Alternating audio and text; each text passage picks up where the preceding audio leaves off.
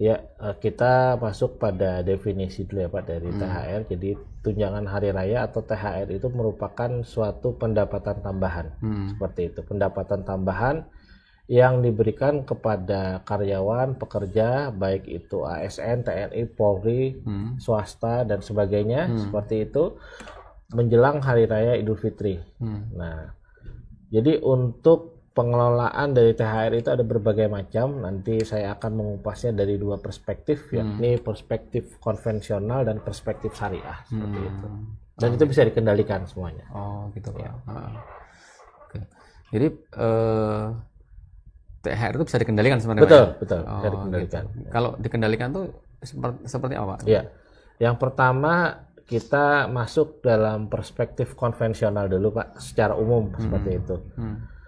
Jadi yang pertama yang harus kita prioritaskan dalam THR yang bersifat umum itu adalah kita prioritaskan kebutuhan utama. Nah, kebutuhan utama dalam hal ini adalah untuk memenuhi kebutuhan pokok, khususnya sembako, 9 bahan pokok seperti itu.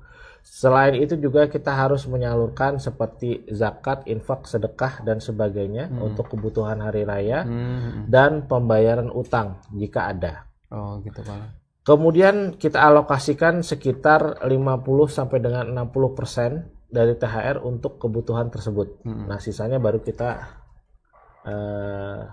pakai untuk yang lain. Nah, jadi untuk kebutuhan pokok tadi sekitar 50 sampai 60%. Sisanya 40 sampai 50 ya kita alokasikan ke lain. Kita sisihkan misalkan ke tabungan atau investasi juga bisa. Jadi ada prioritas Pak ya? Betul, ada prioritas. Jadi nggak konotasinya bahwa THR itu untuk beli baju baru enggak Pak ya? Iya, betul. Oh gitu. Terus ini Pak, ada istilah sering masyarakat tuh menyesal ketika dapat begitu THR habis itu gimana kok bisa muncul menyesal gitu ya? Menyesal karena yang pertama THR itu digunakan atau dihabiskan untuk belanja produktif seperti itu Pak, dalam artian untuk hadiah-hadiah keluarga seperti itu. Untuk baju baru, celana baru, sepatu baru dan sebagainya, yang serba baru. Nah, seperti itu Pak. Oh, gitu Pak. Padahal kalau kita dapat gaji seperti itu, apalagi tunjangan seperti itu, nah itu kan kalau dalam perspektif Islam atau syariah ya kita alokasikan 2,5% dulu nih. Dari... Itu lebih awal Pak ya? Iya, lebih awal. Kita gitu keluarkan dulu.